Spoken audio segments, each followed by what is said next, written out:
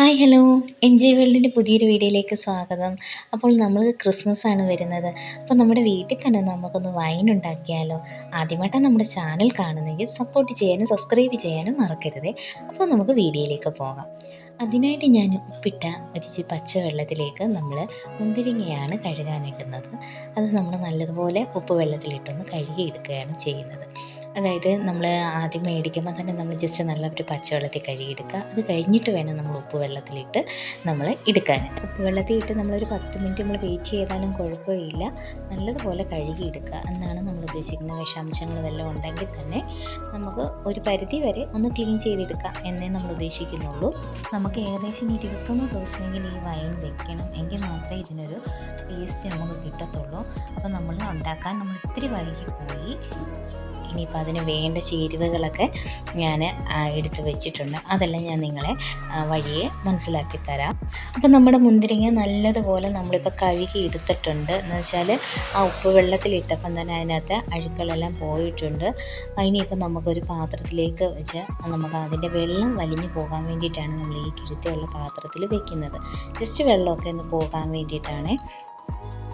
ഇപ്പം നമ്മൾ ഒരുപാടൊന്നും എടുക്കുന്നില്ല. എന്താണെന്ന് വെച്ചാൽ നമ്മൾ വീട്ടിലേക്ക് വേണ്ടി മാത്രമായിട്ടാണ് നമ്മളിപ്പോൾ ഈ വൈൻ ഉണ്ടാക്കുന്നത്. പുറത്തോ അങ്ങനെയൊന്നും കൊടുക്കാനൊന്നുമല്ല, നമ്മുടെ വീട്ടിലെ ആവശ്യത്തിന് വേണ്ടിയിട്ടാണ്. ഇപ്പം ഞാൻ 1 കിലോ മുന്തിരിങ്ങയാണ് ഇതിന് വേണ്ടിയിട്ട് എടുത്തിരിക്കുന്നത്. അപ്പോൾ നമ്മൾ നല്ലതുപോലെ കഴുകി എടുത്ത് വെള്ളം വലിയാൻ വേണ്ടി വെച്ചിട്ടുണ്ട്. ഇപ്പം നമ്മൾ 1 കിലോ മുന്തിരിക്ക് 3/4 കിലോ പഞ്ചസാരയാണ് നമ്മൾ ഇതിന് വേണ്ടിയിട്ട് എടുക്കുന്നത്. അതിൻ്റെ തണ്ടിളക്കി നമ്മൾ ഇടുകയാണ്, അതിൻ്റെ വെള്ളമൊക്കെ ഒന്ന് വലിഞ്ഞെടുക്കാൻ വേണ്ടിയിട്ടാണ്. അപ്പം നമുക്ക് അത് വെച്ചിട്ടൊന്ന് തോർത്ത് വെച്ചിട്ടൊന്ന് ജസ്റ്റ് ഒന്ന് തുടച്ചെടുക്കാം എന്നാണ് ഉദ്ദേശിക്കുന്നത്. ഇപ്പം നിങ്ങൾ കാണുന്നവർക്ക് പല രീതിയിൽ ഇത് ഉണ്ടാക്കാൻ അറിയാമായിരിക്കാം.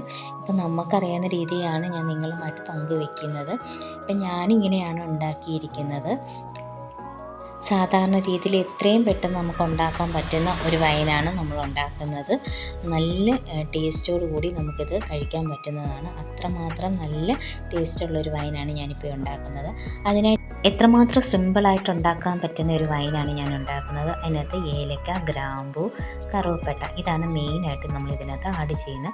അതിൻ്റെ കൂടെ നമ്മൾ നുറുക്ക് ഗോതമ്പും കൂടെ ആഡ് ചെയ്യുന്നുണ്ട്. ചെറിയ ഒരു വീര്യം കിട്ടാൻ വേണ്ടിയിട്ടാണ് നമ്മൾ നുറുക്ക് ഗോതമ്പ് അല്ലെങ്കിൽ സൂചി ഗോതമ്പ് ചേർക്കുന്നത്. ഇപ്പം ഞാൻ നുറുക്ക് ഗോതമ്പാണ് ചേർക്കുന്നത്. അപ്പം ഞാനിപ്പോൾ ഇച്ചിരി പഞ്ചസാര ഞാനൊന്ന് ചൂടാക്കി എടുക്കുന്നുണ്ട്. അപ്പോൾ ഫുള്ള് ചൂടാക്കി എടുക്കുന്നില്ല, കുറച്ച് ഭാഗം മാത്രം ഒന്ന് ചൂടാക്കി എടുക്കുന്നുണ്ട്.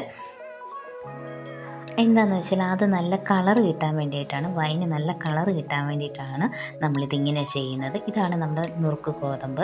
അപ്പം നമ്മുടെ പഞ്ചസാര ഇന്ന് ജസ്റ്റ് ചൂടായിട്ടുണ്ട്. കുറച്ച് ഭാഗം നമ്മൾ നല്ലതുപോലെ ചൂടാക്കി. അപ്പം നമുക്ക് ലെയറായിട്ട് നമുക്ക് നമ്മുടെ ജാറിലേക്ക് മുന്തിരിങ്ങയും പഞ്ചസാരയും കൂടി നമുക്ക് ഇട്ട് കൊടുക്കാം. അപ്പം നമ്മൾ ആദ്യം തന്നെ മുന്തിരിങ്ങയാണ് നമ്മൾ ഇട്ട് കൊടുക്കുന്നത്. അതിന് ശേഷം നമ്മൾ പഞ്ചസാരയാണ് നമ്മൾ ഇട്ട് കൊടുക്കുന്നത്. അപ്പം നമ്മൾ ആദ്യം തന്നെ തരിയുള്ള പഞ്ചസാരയാണ് നമ്മൾ ആഡ് ചെയ്ത് കൊടുക്കുന്നത്. അതിന് ശേഷമാണ് ലാസ്റ്റ് നമ്മൾ ചൂടുവെള്ളമാണ് ഇതിനകത്ത് ചൂടാറിയ വെള്ളം, അതായത് നമ്മൾ ഇച്ചിരി വെള്ളം തിളപ്പിച്ചിട്ട് അത് ചൂടാറാൻ വെക്കുക. എന്നിട്ട് അത് ഈ പഞ്ചസാരയായിട്ട് മിക്സ് ചെയ്ത് പഞ്ചസാര വെള്ളം ആക്കുകയാണ്. അതാണ് നമ്മൾ ഇതിനകത്തോട്ട് മിക്സ് ചെയ്ത് ഒഴിക്കുന്നത്. അപ്പോഴാണ് നമ്മുടെ വൈന് നല്ല കളറ് കിട്ടുന്നത്. അപ്പോൾ അതിന് നമ്മൾ പഞ്ചസാര ലാസ്റ്റിൽ നമ്മൾ ചൂടാക്കി ഇതിനകത്ത് ഒഴിക്കുന്നുണ്ട്. അത് തണുത്തിട്ട് മാത്രമേ നമ്മൾ ഒഴിക്കാവൂ. ഇതിന് ശേഷം നമ്മൾ ഈ ലെയറിനകത്തോട്ട് നമ്മൾ നുറുക്ക് ഗോതമ്പും കൂടെ നമ്മൾ ആഡ് ചെയ്ത് കൊടുക്കുന്നുണ്ട്. എന്നിട്ട് അതിന് മുകളിൽ വീണ്ടും മുന്തിരിങ്ങ തന്നെ ആഡ് ചെയ്യുകയാണ്. ഇതിങ്ങനെ ലെയറായിട്ട് നമ്മൾ ഇട്ട് കൊടുക്കുന്നു. എന്നിട്ട് മാത്രമേ നമ്മൾ നമ്മുടെ പഞ്ചസാര ഇടുന്നു. അത് എത്രമാത്രം മുന്തിരിങ്ങയും പഞ്ചസാരയും നമുക്ക് ആഡ് ചെയ്യുമ്പോൾ അത് അത്ര അനുസരിച്ച് ആ ക്വാണ്ടിറ്റിയിൽ നമ്മളതിങ്ങനെ മിക്സ് ചെയ്ത് വെക്കുകയാണ്. എന്നിട്ട് നുറുക്ക് ഗോതമ്പും അതുപോലെ തന്നെ വീണ്ടും റിപ്പീറ്റ് ചെയ്ത് കൊടുക്കുന്നു.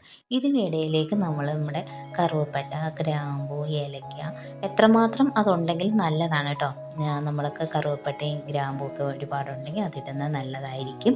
അപ്പം ഞാൻ കുറച്ച് മാത്രമേ ഞാൻ ഇടുന്നുള്ളൂ.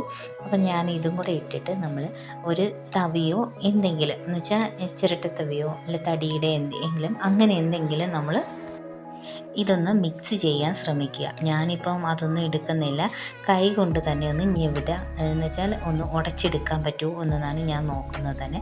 പിന്നെ അതുകൊണ്ട് പറ്റുന്നില്ലെങ്കിൽ നമ്മൾ തവി എന്തെങ്കിലും വെച്ച്, നല്ല കട്ടിയുള്ള തവി വെച്ചിട്ട് നമ്മളൊന്ന് നല്ലതുപോലെ ഒന്ന് പൊട്ടിച്ച് കൊടുക്കാം.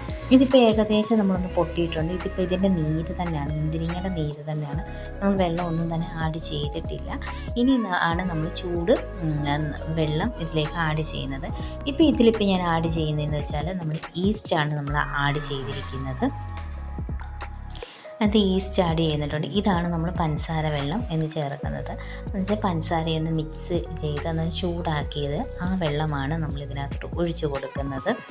അതെത്രമാത്രം നമ്മൾ വെച്ചാൽ 1 കിലോ മുന്തിരിങ്ങ ആയതുകൊണ്ട് ഒരുപാട് വെള്ളം നമ്മൾ ചേർത്ത് കഴിഞ്ഞാൽ അതിന് ടേസ്റ്റ് കിട്ടില്ല, മുന്തിരിയുടെ ടേസ്റ്റ് എല്ലാം പോകും.